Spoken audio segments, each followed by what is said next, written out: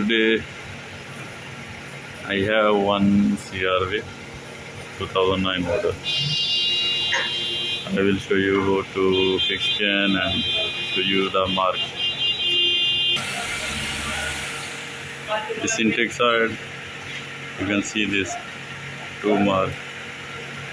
This for exhaust, there is two. There need to same these two, and then this mark for the top there. Okay, this for camshaft chain. There is mark, and this is on and here, and then this for oil pump and balancer. This mark, and is going. This double chain is down, single is coming up, and they have mark also. You can see here this mark and this mark same.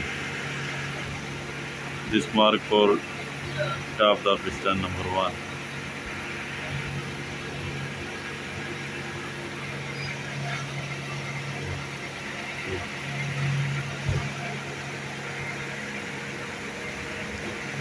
And there is camshaft number 1 piston, and this position is number 4, and there behind have mark also. You can see there this tube.